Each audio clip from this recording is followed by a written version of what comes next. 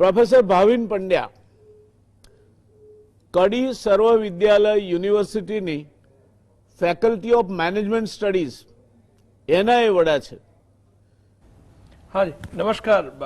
માન્ય શ્રી વ્યાસ સાહેબે જેમ વાત કરી એમ ખરેખર એક દિગ્ગજ પેનલ વચ્ચે આપણે છીએ. ઢોલકિયા સાહેબ પણ આપણી જોડે છે અને હાથી સાહેબ પણ છે. પણ સૌ પ્રથમ વાત કરું તો જો national institutional ranking framework NIRF જેમ સાહેબે સજેસ્ટ કરેલું એમ 2015 થી એ અમલમાં છે અને મને બહુ આજે યાદ છે કે એની સૌથી પહેલી જે NIRF રેન્કિંગ લોન્ચ થયું એ વખતે સ્મૃતિ ઈરાનીજી minister of human resource development સંભાળતા અને જે સાયન્સ ભવનમાં આપણું દિલ્હી એનું રેન્કિંગ લોન્ચ થયેલું. હવે આખી પ્રક્રિયા આમ જોવા જઈએ તો ઘણી એટલા સારા માટે છે કે સૌ પ્રથમ આપણી ઇન્ડિજિનિયસ કહેવામાં આવે એવી એક સિસ્ટમ ડેવલપ કરેલી છે કે જે આપણી ભારતની પોતાની છે. આપણે આગળ QS રેન્કિંગની વાત કરી કે ધ ટાઈમ્સ હાયર એજ્યુકેશન રેન્કિંગની વાત કરતા હોય અને બીજા બધા રેન્કિંગ્સ જે મેનેજમેન્ટ સ્કૂલ્સના છે. હવે આ રેન્કિંગની જે પ્રક્રિયા છે એને બેઝિકલી 10 અલગ અલગ ક્ષેત્રોમાં વહેંચવામાં આવેલી છે.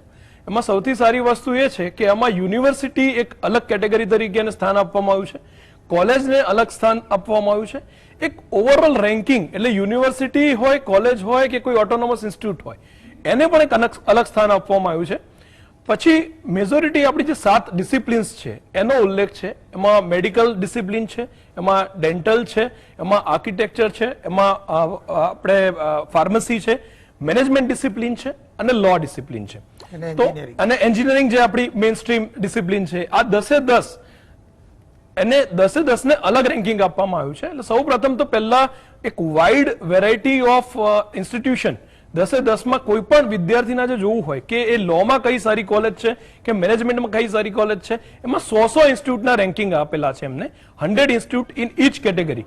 ટોટલ એમ જોવા જઈએ તો 1000 ઇન્સ્ટિટ્યુશનનું એક કામ છે અને આ કામ જે પહેલા આપણું નેશનલ બોર્ડ ઓફ એક્રેડિટેશન જે AICTE ની એપેક્સ બોડી હતી અને મને જણાવતા આનંદ થાય છે કે વોશિંગ્ટન અકોર્ડ સાહેબ જે NBA માં આપણે સાઇન કરેલો અને વોશિંગ્ટન અકોર્ડ અને NBA ઇન્ડિયાનું એક્રેડિટેશન હોય તો દુનિયાની કોઈ પણ યુનિવર્સિટી એ પર્ટિક્યુલર સંસ્થા જો NBA એક્રેડિટેશન લીધું હોય નેશનલ બોર્ડ ઓફ એક્રેડિટેશનનું તો દુનિયાની ઘણી બધી યુનિવર્સિટીઓ એ રેન્કિંગમાંથી જો યુનિવર્સિટીને મળેલું હોય તો એની ડિગ્રીઓ વેલિડ ગણતી હતી અને આગળ એમને પોસ્ટ ગ્રેજ્યુએટ કોર્સીસમાં કે બીજા કોર્સીસમાં સ્થાન આપતી હતી.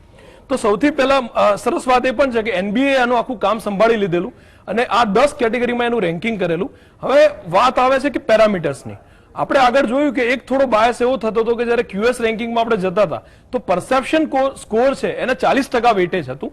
અહીંયા પરસેપ્શન સ્કોરનું વેટેજ છે રિલેટિવલી થોડું ઓછું રાખવામાં આવ્યું છે અને કયા મુદ્દાઓને ધ્યાનમાં રાખવામાં આવેલા છે એની વાત કરીએ તો સૌપ્રથમ ટીચિંગ, લર્નિંગ અને રિસોર્સિસની વાત કરવામાં આવી છે કે કોઈ પણ એક પર્ટિક્યુલર કેટેગરીમાં એમના જોડે કેટલા વિદ્યાર્થીઓ છે, કેટલા PhD વિદ્યાર્થીઓ છે, સ્ટુડન્ટ ટીચર રેશિયો શું છે અને બેઝિકલી એનું ટોટલ જે એન્વાયરમેન્ટ કહેવાય in terms of number of students, number of professors ને એ બધું છે. બીજી વસ્તુ એ છે કે ગ્રેજ્યુએશન આઉટકમની વાત કરેલી છે. આજે કોઈ પણ વિદ્યાર્થી એન્ટર થતો હોય એટલે નોર્મલી અમારી એન્જિનિયરિંગ અને મેનેજમેન્ટમાં એક આદત હોય છે કે સ્ટુડન્ટ એન્ટર થાય, કદાચ એક માનસિકતા એટલી સારી અને હેલ્ધી ના પણ ગણી શકાય કે એન્ટર થાય એ પહેલા પૂછે કે મારું પ્લેસમેન્ટ પેકેજ કેટલું હશે. એટલે આ પ્લેસમેન્ટ પેકેજને એક સૌથી મોટો ક્રાઇટેરિયામાં ગણવામાં આવે છે અને મેક્સિમમ વેટેજ 30% એ ગ્રેજ્યુએશન આઉટકમમાં એને આપવામાં આવેલું છે. એના પછી અબ્રોડ સ્ટડી અને પોસ્ટ ગ્રેજ્યુએટ સ્ટડી, એના પછી સ્ટુડન્ટ PhD કોર્સીસમાં કેટલા જોડાય છે, ફર્ધર સ્ટડીઝ માટે વર્લ્ડ ક્લાસ યુનિવર્સિટીમાં કેટલા જાય છે, એક એનું મહત્વ છે. એટલે બીજું જે ગ્રેજ્યુએશન આઉટકમની વાત કરી એ છે. ત્રીજી વસ્તુ છે રિસર્ચ અને પબ્લિકેશન્સ. રિસર્ચ અને પબ્લિકેશનમાં આપણે અગાઉ પણ વાત થયેલી છે. આ બહુ કોમ્પ્લેક્સ ઇસ્યુ છે અને કદાચ જો ભારત દુનિયાની યુનિવર્સિટીઓ જોડે ભારતની યુનિવર્સિટી તાલ ના મળી શકતી હોય એનું સૌથી મોટું એક રીઝન આ છે. એમાં રિસર્ચ પબ્લિકેશનમાં આપણે જે આગળ વાત કરેલી કે Australian business dean council ABDC approved જર્નલમાં તમારા પબ્લિકેશન હોવા જોઈએ, વેબ ઓફ સાયન્સમાં તમારા પબ્લિકેશન હોવા જોઈએ, સ્કોપસ જે ઈ જર્નલ્સનું ડેટાબેઝ છે અને અક્રોસ ધ વર્લ્ડ જે એક્સેપ્ટેડ છે એ સ્કોપસમાં તમારા પબ્લિકેશન હોવા જોઈએ અને ગૂગલ સાઇટેશન એને પણ એ લોકો આધાર માનતા હોય છે. જો આ ચારેયમાંથી કોઈ પણ કેટેગરીમાં તમારા પબ્લિકેશન સારા ગ્લોબલ ઇમ્પેક્ટ ફેક્ટર કે સારા ઇમ્પેક્ટ ફેક્ટર એનાથી થયેલા હોય તો એ જર્નલો એ લોકો માન્ય રાખે છે. અને બીજું મહત્વનું ખાસ પરિબળ જે ખાસ દર્શક મિત્રો અને અમારી પેનલ તો કદાચ એના સાથે સંમત થશે કે number of patent file and published, આ એક એવો એરિયા છે કે જ્યાં વર્ષોથી આપણે પ્રયત્ન કરી રહ્યા છીએ પણ હજી જે ધારી સફળતા આપણને આમાં મળી નથી. કારણ કે પેટન્ટ ફાઇલ કરવાની પ્રોસેસ એ થોડી હજી આપણા દેશમાં થોડી ધીમી છે. કારણ કે મને એ ખબર છે કે હાલમાં જ મારા 3 ફાર્મસીના પેટન્ટ મારી એસવી ઇનોવેશન ફાઉન્ડેશનમાં અપ્રૂવ થવાની તૈયારીમાં છે અને પબ્લિશ થશે. પણ લગભગ સામાન્ય વાત કરીએ તો પેટન્ટ ફાઇલ કરવામાં 6 થી 12 મહિના અને પબ્લિશ થવામાં 5 થી 6 વર્ષ લાગી જતા હોય છે. એ પણ ઇન્ડિયન પેટન્ટ છે કે ઇન્ટરનેશનલ પેટન્ટ છે, અને તમારે અલગ અલગ બોડીમાં યુરોપિયન પેટન્ટ છે, એમાં પેટન્ટ લેવા પડતા હોય છે. એટલે એનું મહત્વ પણ આપેલું છે.